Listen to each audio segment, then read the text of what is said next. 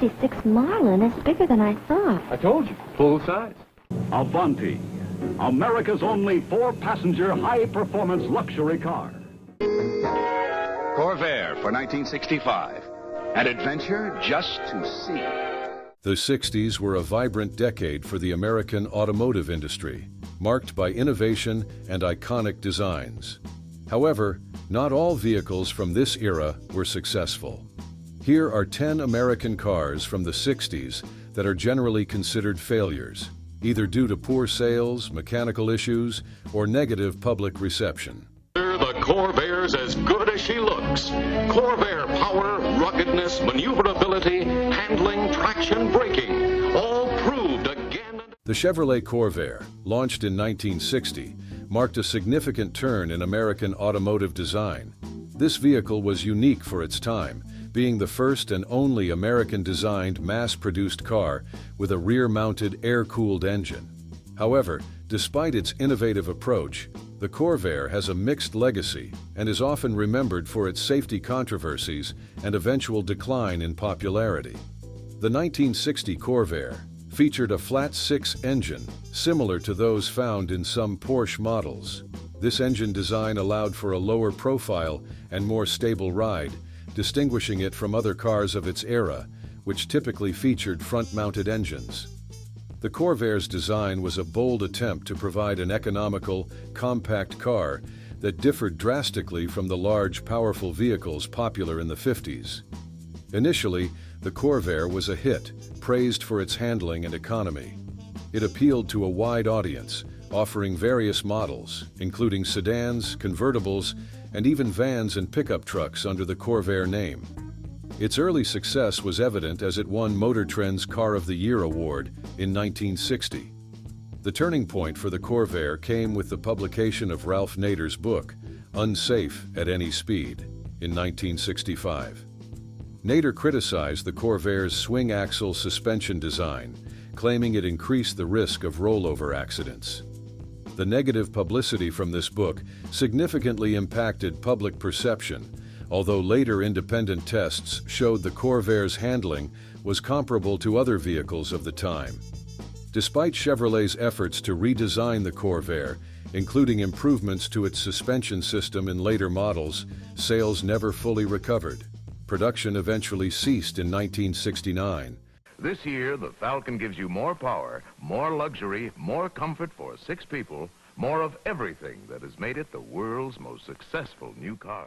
The 1961 Ford Falcon emerged as a compact car designed to offer efficiency and affordability during an era dominated by larger gas-guzzling vehicles. Known for its simple design and practicality, the Falcon aimed to capture the market of budget-conscious consumers. Despite its initial appeal, the Falcon's journey in the automotive industry had its share of challenges. The Falcon offered a range of engines, with the most common being a 2.4-liter straight-six, providing modest power suited for everyday driving. Boasting a minimalist style, the car featured a unibody construction, which made it lighter and cheaper to produce than its competitors. One of the Falcon's main selling points was its excellent fuel efficiency compared to the standard V8 engines of the time. Upon its release, the Ford Falcon was well received due to its affordability and economic fuel consumption. It catered to families and individuals looking for a reliable car without the hefty price tag. The Falcon's sales were strong, with Ford selling over 500,000 units within the first 2 years of its launch. Ford's slow pace in updating the Falcon with the latest automotive technologies and features meant it gradually fell out of favor, with consumers seeking modern amenities and styling. Over time, the Falcon was criticized for its lack of durability and reliability issues, particularly in its transmission and suspension systems. The 1962 Dodge Dart stands out in automotive history, but not always for reasons that fans of classic cars might hope. When introduced, the Dart represented Dodge's entry into the downsized car market, a reaction to the increasingly popular compact and mid-size vehicles of the early 60s. The Dart, particularly its design, received mixed reviews. It featured a shorter wheelbase than its predecessors, measuring at 116 inches for sedans and coupes and 122 inches for station wagons. The car's styling was considered radical at the time, with a reverse slanted front end and a somewhat awkward rear design that didn't resonate well with consumers. Under the hood, the Dart offered a range of engines, from the economical 225 cubic inch slant 6 to the powerful 413 cubic inch V8, capable of up to 415 horsepower in the max wedge version. Despite the strong performance capabilities of the higher-end models, the overall market reaction to the car's aesthetics overshadowed its mechanical prowess. In terms of sales, the Dart did not meet Dodge's expectations. The public reaction was lukewarm, primarily due to its unconventional design and the fierce competition from more conservatively styled rivals from both Ford and Chevrolet. This tepid reception made the 1962 model somewhat infamous as a misstep in design direction. The Dart's failure is often attributed to its polarizing design. At a time when car buyers preferred more traditional and less ostentatious designs, the Dart's bold look was a risk that did not pay off. Moreover, it was launched at a time when American consumers were beginning to value not only performance, but also fuel efficiency and affordability, areas where the Dart was not particularly outstanding compared to its competitors. As well as extreme driving requirements. This is a thoroughly tested, thoroughly practical car to meet modern driving needs. The 1963 Chrysler Turbine Car stands out in automotive history due to its unique engineering and design. Unlike typical cars that run on internal combustion engines, this model was powered by a gas turbine engine, which was a novel concept at the time. Here's why the Chrysler Turbine Car is considered a significant yet unsuccessful experiment in the car industry. The main feature of the Chrysler Turbine Car was its turbine engine. It could operate on many different fuels, including diesel, kerosene, and even vegetable oil. The engine had fewer moving parts compared to standard piston engines, which theoretically meant it would require less maintenance. Chrysler produced only 55 of these cars, primarily for a user program where selected individuals could drive the car for several months and provide feedback. The body of the car was crafted by Ghia in Italy, adding an international flair to its aesthetic. Its bronze-colored body and unique exhaust sound made it easily recognizable.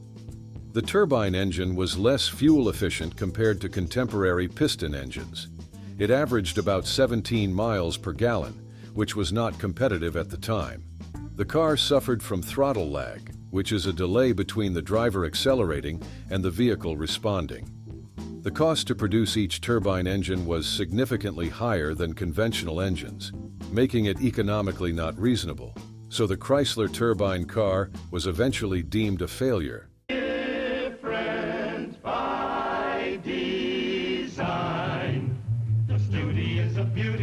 Different by design.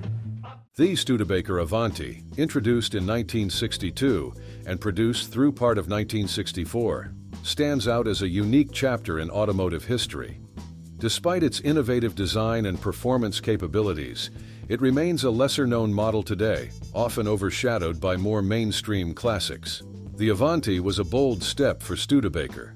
Designed by the famous Raymond Loewy team, it featured a sleek, aerodynamic body that was quite ahead of its time. The car came equipped with a fiberglass body, a rare choice that set it apart from its contemporaries, which predominantly used steel. This material not only reduced the car's weight, but also allowed for quicker production runs as it bypassed the need for costly press tools. Under the hood, the Avanti was just as revolutionary.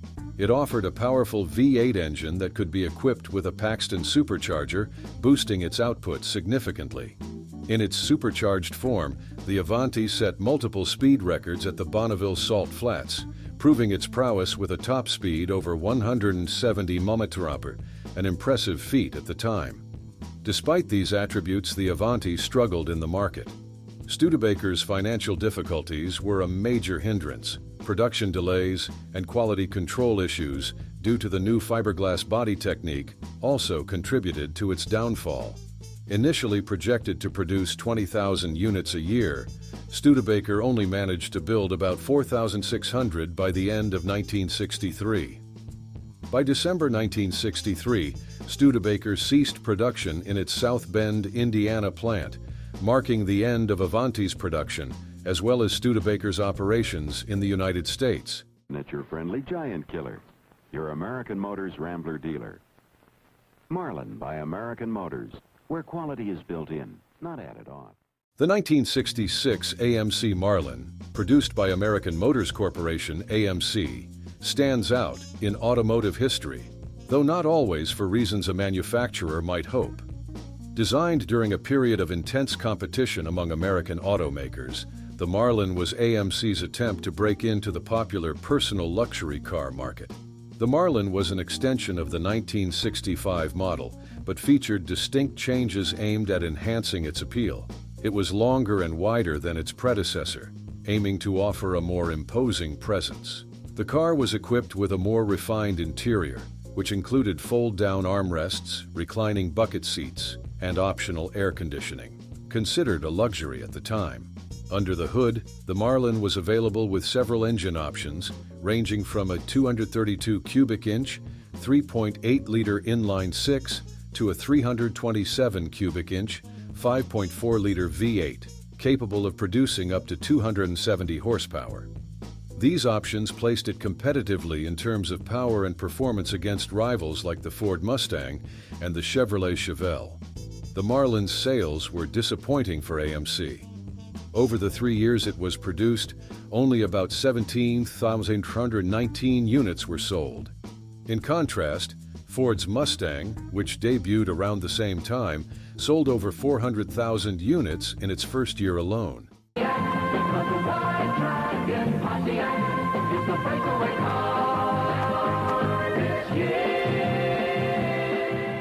The 1967 Pontiac Executive is a classic car that represents a specific era in American automotive history. This model was designed to offer a blend of luxury and performance at a time when Pontiac was expanding its lineup. It came with several engine choices, including a 389 cubic inch V8 as standard. Buyers could also opt for the more powerful 421 cubic inch V8. Available in multiple body styles, the Executive was offered as a sedan, coupe, and wagon, catering to various consumer needs. It boasted a luxurious interior with more room and upscale features compared to the lower-priced Pontiac models. The Executive was positioned as a mid-upper level model, sitting above the Catalina, but below the more prestigious Bonneville in Pontiac's lineup. Its competitors included similar models from other American brands like the Chevrolet Impala and the Ford Galaxy. Sales figures for the Pontiac Executive were moderate. While it was appreciated for its roomy interiors and robust engine options, it never reached the iconic status of some of its peers. The car was marketed to middle-class families and executives looking for affordable luxury, which was a competitive and tough market segment at the time. By the late 60s, consumer preferences began to shift towards smaller, more fuel-efficient vehicles. The oil crisis of the 70s further accelerated this trend, making large, fuel-thirsty cars like the Executive less attractive. Getting around the country in comfort and style, for me, that has to be a Cadillac. You know, I really like what they've done to this Eldorado for 1970. The 1968 Cadillac Eldorado stands out as a notable model in automotive history, known for its distinctive styling and advanced features for its time. However, despite its initial appeal, it's important to understand why this classic car might not be seen on the roads as much today. The 1968 Eldorado was a front-wheel drive luxury car, a rarity at the time, equipped with a powerful 7.7-liter V8 engine. Its design was a major leap, featuring a long, sleek body and hidden headlights that gave it a futuristic look. Cadillac introduced this model as part of its strategy to compete with other luxury brands like Lincoln. One of the Eldorado's key innovations was its front-wheel drive system, which was quite advanced for the late 60s. This feature provided better traction and handling, which was a significant selling point. Additionally, it boasted features such as automatic climate control and a stereo system, pushing the envelope in car luxury. With its V8 engine, the Eldorado delivered impressive performance, producing about 375 horsepower. This power allowed it to offer a smooth and commanding driving experience, which was a major draw for buyers seeking both performance and luxury. The big V8 engine was far from fuel efficient, especially during the oil crisis of the 70s, making it less attractive in an era of growing environmental consciousness. Owning a classic car like the Eldorado can be costly in terms of maintenance and repairs. The parts are harder to find and often expensive. Much car you can get for such a low price. The 64 Fairlane. Try total performance for a change. The 1969 Ford Fairlane is a classic example of American automotive design from the late 60s. Despite its initial popularity, the Fairlane eventually faded into the background of the muscle car era. This post explores the history, features, and reasons why the Fairlane is not commonly seen on roads today. Ford introduced the Fairlane in 1955, and by 1969 it had undergone several transformations. The 1969 model was part of the fifth generation, known for its larger body and more powerful engine options. This model could be equipped with a range of engines, from a modest 302 cubic inch V8 to a robust 428 Cobra Jet V8, appealing to both families and performance enthusiasts. The Fairlane was available in different body styles, including sedans, coupes, and convertibles, making it versatile and attractive to a broad audience. It also featured a more modern design with squared-off lines and a longer body, which aligned with the automotive trends of the era. Initially, the Fairlane was quite popular due to its affordable price and good performance. It offered a comfortable ride and decent handling for a mid-sized car of that era. However, the Fairlane was often overshadowed by more iconic muscle cars like the Ford Mustang and the Chevrolet Camaro, which boasted more aggressive styling and performance. Additionally, the 1973 oil crisis made the fuel efficiency of large-engine cars like the Fairlane less attractive. Ford eventually phased out the Fairlane, replacing it with newer models like the Ford Torino, which offered updated styling and better performance. This is the Edsel, the car that is all its classic vertical grille implies. Unforgettably original. The 1960 Edsel Ranger is a name that often brings up stories of failure and misfortune in automotive history. Produced by Ford under the Edsel brand, the Ranger was designed to capture mid-market consumers. However, despite its unique features and distinctive style, it is widely considered one of the most notable failures in the history of American automobiles. The Ranger offered a range of engines, including a 292 cubic inch V8 as standard, with options for more powerful 361 cubic inch V8 engines. These were paired with either manual or automatic transmissions.